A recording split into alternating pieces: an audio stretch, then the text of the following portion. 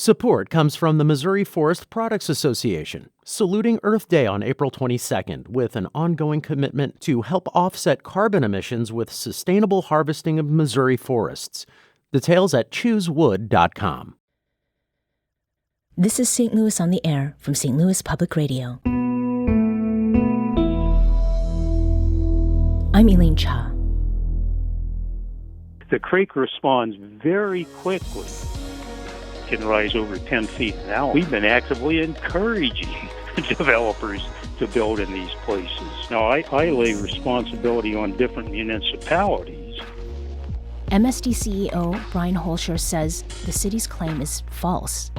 None of the creeks or streams throughout the area are MSD's responsibility. It's been 1 year since last year's historic flooding in the St. Louis region, when 25% of the normal yearly rainfall came down in just 12 hours. Hundreds of people found themselves displaced after being rescued from their homes by boat. That was the case for St. Louis County resident Courtney Daffin, who spoke with reporter Brian Moline on July 26, 2022, after she was rescued from floodwaters that submerged her apartment complex in Hazelwood. I've never seen nothing like this ever. I've never seen nothing like this. It's like Katrina in St. Louis. I don't understand it. I don't understand how we don't even have a big lake or anything. If we did, it's 2 hours away, the Ozarks, but Mississippi, and then it's like Katrina here. And it's not even a big of an area. And then how can y'all let the sewer be backed up like that? As much money you guys are putting in bridges, you can't fix this road? You can't fix the creeks? This is ridiculous. One year later, University City resident Don Fitz said everyone on his block suffers from some form of post-traumatic stress from last year's flooding. And he said it's nearly impossible to find affordable flood insurance to cover him if or when another such disaster strikes. They first quoted me a price that was $4,000 a year that couldn't be paid month by month, that had to be paid all at once. And so I finally got the flood insurance down to $2,000 by having a huge deductible and removing a lot of things that we would like to have covered, but so we could afford it. So now we're paying 3 times as much for insurance. And FEMA says if you ever want flood recovery money again, you have to get flood insurance. And if you don't, you can't ever make a FEMA claim again. And so it's very, very difficult, because when you're paying between $2,000 to $4,000 extra, that means you ask every year, do I really need this? Because in 10 years' time, I would pay more for this incredibly expensive flood insurance than I might pay for damage. Also in University City, Mary Ann Gaston saw her entire basement flood in 12 minutes. And then there was a huge flash of overground water that began to seep into my house. I eventually had 2 feet in the main living level of my house. Myself and many people in the neighborhood are still working on our homes. It's been a huge expense. Most people needed to replace all their mechanicals, their HVAC, water heaters, appliances. Electrical panels had to be replaced. All the wiring that was wet had to be replaced, not to mention the cleaning and the remediation of the muddy river sewer combined water that enveloped our homes. Despite experiencing more than $116,000 in damage, Mary Ann considers herself lucky in a sense. The neighborhood came together, friends came together, family came together, and I was very grateful for that, because I know that there are many people in the St. Louis area and the metro area that did not have the family and friend and financial support and resources that I had. And although I find myself in debt 1 year from now, there are people that still have not even begun to recover. We want to invite you to join the conversation this hour. Tell us, How were you affected by extreme flooding last July? Give us a call at 314-382-8255. That's 314-382-TALK, or email us at talk@stlpr.org. What lessons have been gleaned from last year's flooding? What's changed and what hasn't? And how prepared are we for the next time such storms come through?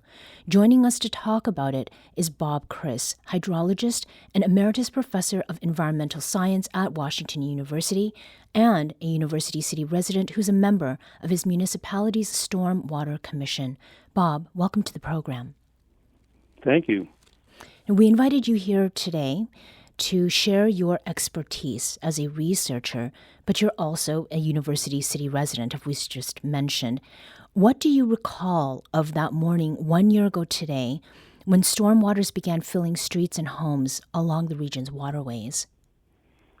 Well, golly, it was a tremendous problem. I got up at normal time in the morning after hearing rain, but there were lots of sirens and things, so I put on my swim trunks, of all things, and went out and started taking pictures. And I was astonished with what I saw just down the street from my home, which is just above Heman Park.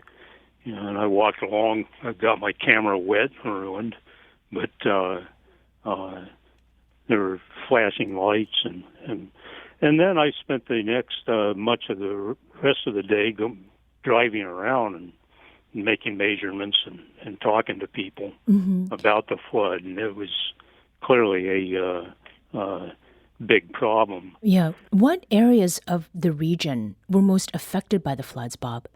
Well, the worst flooding was near the tunnel mouth, and this is a very interesting thing about the most recent flood. According to the FEMA profiles, the flood in the upstream reaches of U City was about a 20-year flood. Further downstream, it got to be a 50-year flood, which is the basic characteristic of most of the area. But then it was a 100-year flood, and near the tunnel mouth, it was way over the 500-year flood level. And these numbers that you are referring to, what do they mean? They're FEMA theoretical flood profiles as to how deep the water is over what the expected flood profile would look like. And normally these floods are subparallel to each other, but this one got worse and worse and worse toward Don Fitz's and Marianne Gaston's homes near the tunnel entrance in U City. Yeah.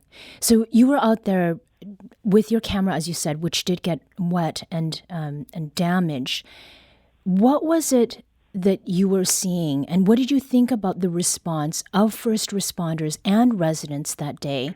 And the first responders, and many of them I talked to later, they performed magnificently. Especially the fire department guys, but also the police department. But the fire department alone performed over 50 rescues in U City alone, and they clearly saved lives. There are also additional lives saved by citizen Samaritans that help people in distress. And what were you seeing? Can you sort of paint a picture of what you were witnessing? Oh, well, golly, it's just high water marks everywhere, leaves, cars washed all topsy-turvy all over the roads and up the sides and in the lawns, and it's just a colossal mess. Yeah. So these flash floods are very sudden. And, the creek was way down back in the banks by the time I was going out. You just see the damage, and they hit so quickly. Right. And a few hours later, I mean, they're by the end of the day, certainly, it's like it's over, except for the damage trap. Right. Now, since that day, which was July 25th through July 26th, You've conducted hundreds of hours of survey work and observation in the area. It was not just limited, obviously, to the immediate aftermath.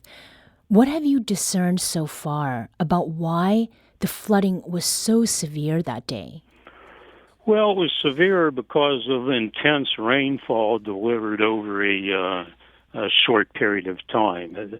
The upper river de Pere responds to about a couple hours of heavy rainfall. Now, one interesting thing, the storm has been characterized as a 1,000-year storm or a 500-year storm. That's based on 12 hours of rainfall. That has nothing to do with what happened in U City. It didn't really start raining hard until 1 o'clock. And when in the morning? And the high water, 1 o'clock, 1 a.m. Right. And the high water was by 5 o'clock. So 12 hours of rainfall has nothing to do with the flooding. The creek was well on receding by the time the rainfall stopped. Right. The creek responds very quickly. Within an hour of a sharp storm, it will be going up as much as 10 or 12 feet an hour. Now, insofar as the future is concerned, we're 1 year out since last year's flooding. How ready is our region for another storm water surge like the one we experienced last year? And does it have to be as extreme as that to precipitate severe consequences like the ones people have talked with us about and that you've described seeing? We're not ready, and we certainly do not seem to regionally accept how frequent these things are. After all, U City had severe flooding in 2008. We had severe flooding in 2014, 2019, 2020, and again in 2022. Now, the last one was the worst, but several of these others are quite damaging. We do have an early warning system. The Stormwater Commission's got going, and it's now hooked up to Code Red, which will help people. It won't give more than about a half hour of notice for real trouble. Right. And so when you hear that alarm, it's just not a generalized alarm. It's specific to U City. Right. And people should pay attention. So we're a little more ready on that front. But St. Louis as a region has done things that I found aggravating for years. Right. We keep aggravating the problem of flooding. After this break, we will return to talk more about our region's readiness. This is St. Louis on the Air on St. Louis Public Radio.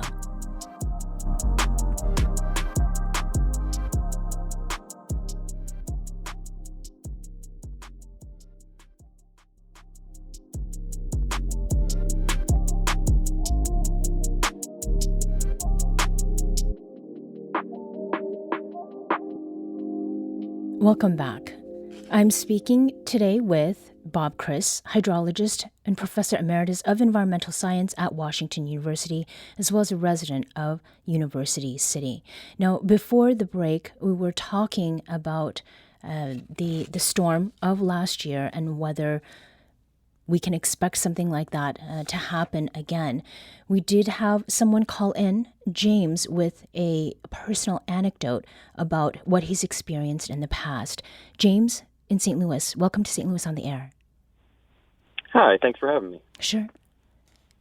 Hey, go ahead. Hey, yeah, I was listening to that, and I kind of was frustrated because I wish they would allocate the money better to fix the problems. And I think it was about 12 years ago, I was living on Eastgate in University City, and we had unprecedented flooding down there. And the storm sewers started backing up, and the water started to rise so quick. I was walking my dog and told my neighbor, "Hey, you better get your car out of the water." And the water started rising so fast that the cars were going underwater, and the water pressure from the rising waters, it was probably about a foot or two already deep, me and about 10 guys pushed about 10 cars out of the water, but none of the residents could could give us their keys. They couldn't open the door because of the water pressure, so they had to drop the keys down from the second floor. Wow. And after about 30 minutes, we pushed about probably a good 9 cars out of there. It was a really kind of a cool thing because it's a mixed, diversity down there. And most of the cars we were pushing out were, WashU students who half of them were from other countries and so forth. And I mean, about, let's say, good 8 black guys help. It's really hard to push cars through the water. Right. So, but I think at another part of U City, a guy died in his backyard because of the flooding. Mm-hmm. And there was one death last year of someone who was stuck in their vehicle, and then another of someone trying to get out. Bob, James mentions he wishes that there were better allocation of funds to solve the problems. And our producer spoke with Metropolitan Sewer District CEO Brian Holscher yesterday, and he mentioned a rate proposal that voters will decide on in April. MSD is asking voters to approve $700 million in debt funding that would go towards stormwater solutions for the next 20 years. The average bill would increase each year from about $57 to $75 by 2027. If folks don't want us to address this, if they don't want this issue to get addressed, the best thing they can do is vote no in April. If they want us being the entire St. Louis region, to be able to develop a fund and really start addressing those issues, they need to seriously consider what we're proposing in April. We've made it, quite honestly, it's pretty affordable.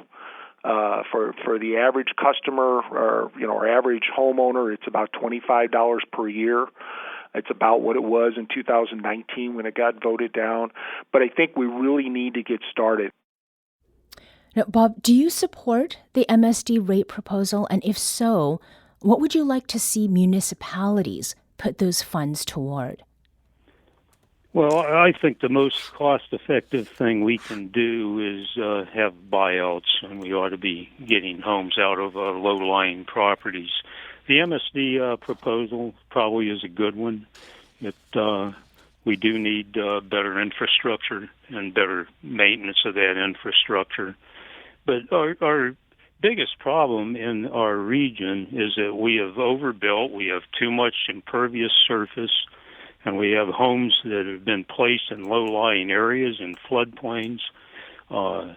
We continue as a region to build in the floodplain. Mm-hmm. Right now we have projects ongoing along the Mississippi, Lower Merrimack, and the Lower Missouri River, where there's floodplain fill going in right by Katy Trail, right south of Confluence or the Columbia Bottoms Park. These things are all over the place. Maryland Heights continues to press for putting more stuff in their floodplain along the Missouri River.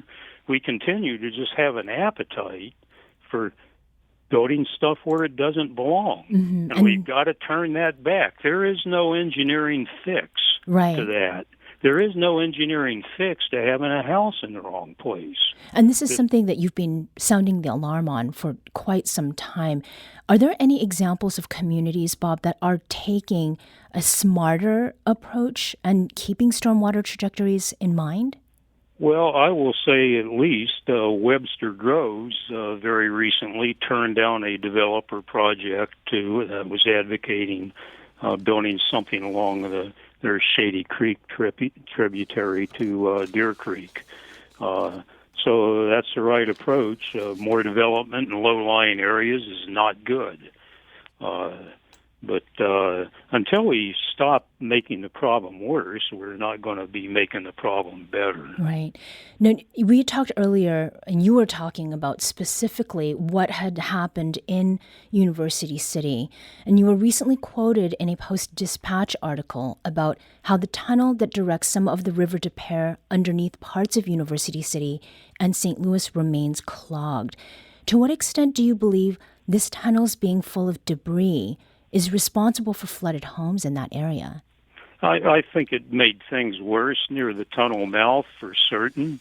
I think the tunnel overflows is what caused a fatality at Enright and Skinker far downstream.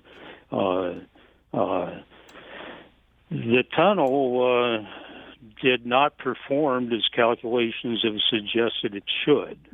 And it did not accept all the water coming at it. And the available calculations by FEMA and others for many years have said it should have been able to accommodate those flows.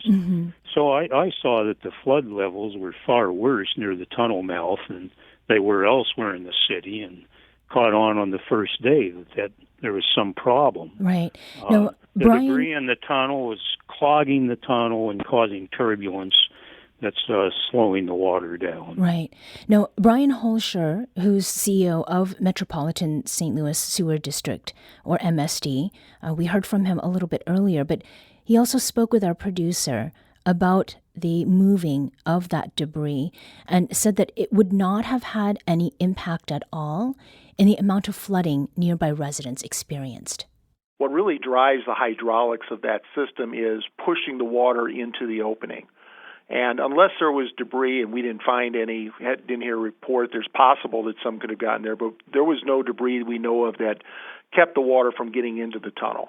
Our quick look and long experience working with this tunnel, the small amount of debris that's in there compared to the cross-section size of the tunnel would not have impacted the experience of the residents at all. They still would have flooded. Now, residents of University City who live near the tunnel are demanding it be cleared of debris. And here's where it gets tricky. No entity claims, or perhaps more fittingly, admits responsibility for maintaining the tunnel. A spokesperson for University City told us that the city took action by reporting the blockage in the tunnel to the Metropolitan Sewer District. MSD has authority over the River Des Peres and is responsible for its maintenance. MSD CEO Brian Holscher says the city's claim is false. None of the creeks or streams throughout the area are MSD's responsibility. I know we keep hearing that. We keep trying to inform University City. We had this discussion with other municipalities. Most of them understand that we do not own, operate, or maintain either the creeks or streams or manage the floodplains outside of those creeks and streams. I'm not of any illusion that they won't keep saying that. We understand that. MSD's role, quite honestly, is we have the ability to raise funds to partner with those entities who have control of the creeks and streams and the floodplains and start solving problems. Now, Holscher added that MSD plans to remove the debris as they look at the combined sewer moving forward. Now, there's a lot to respond to here. There's the point that debris is not an issue, and then there's the part about responsibility. What are we to make of this finger-pointing, Bob, and who has the authority to determine who's in charge of the river's maintenance? MSD cannot dodge responsibility in this way for the channel. They have extensively modified the nature of the River Des Peres all the way from the tunnel mouth up to I-170. The tunnel, the river channel has drastically changed. It's been channelized. There's concrete all over the place. MSD put that stuff in between the 1980s and about 2004 is when the concrete was put in. Mm-hmm. So for them to claim that they have nothing to do with how the stream functions and behaves is, I think, patently absurd. Mm-hmm. They are the stormwater authority in our region. They're just not a sewer authority. They're the stormwater authority. Mm-hmm. And they are clearly the point agency for responsibility here. Now, I lay responsibility on different municipalities for allowing construction to go on in the floodplain areas where it never belonged. And certainly MSD is not responsible for the what we've done to the watershed and to the building in the floodplain that's been designated by FEMA. Mm-hmm. They're not responsible for that, but any claim that they're not responsible or have no responsibility for the stream channel and how it behaves is a very specious argument. Right. Now, Bob, you, in addition to being a hydrologist, someone who teaches about environmental science, you're a University City resident and a member of University City's Stormwater Commission. Now, that commission developed a flood warning system for the city. How does that work? It's based on rainfall delivered in about an hour period. I did extensive studies of past flooding and rainfall delivered and what happened, and figured out that was the response time of most interest to the way the creek behaves. So you can't do it with stream gauges themselves, because the river, once the creek is rising, it rises, like I said, it can rise over 10 feet an hour.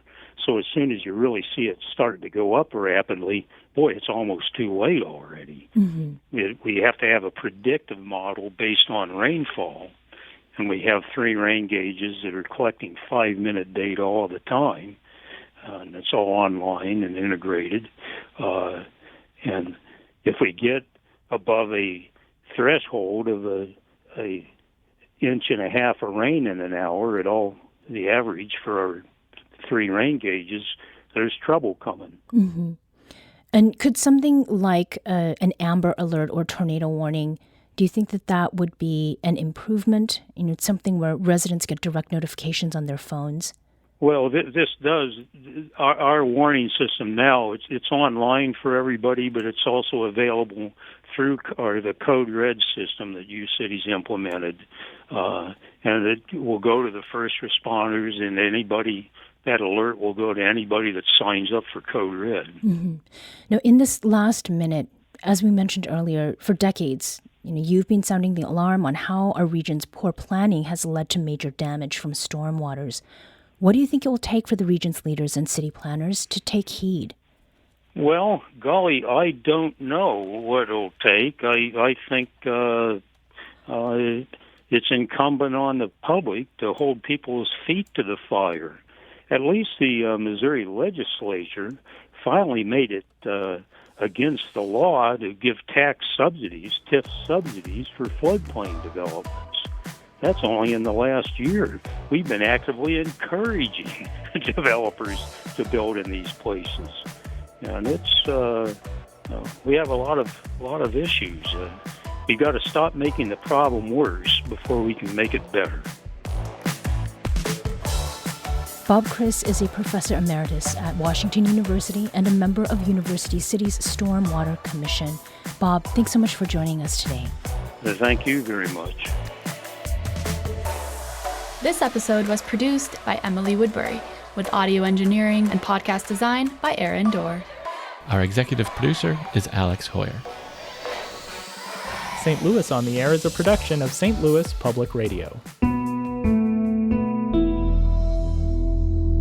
Understanding starts here. St. Louis on the Air proudly supports local artists by using music from Life Creative Group. Do you find yourself regularly listening to episodes of St. Louis on the Air? Suggest us to a friend you think might enjoy our conversations, and leave us a review and rating on Apple Podcasts on the App Store. It's the simplest way to help people discover our show. Thank you. St. Louis Public Radio is a member-supported service of the University of Missouri St. Louis. Support comes from the Missouri Forest Products Association, saluting Earth Day on April 22nd with an ongoing commitment to help offset carbon emissions with sustainable harvesting of Missouri forests. Details at choosewood.com.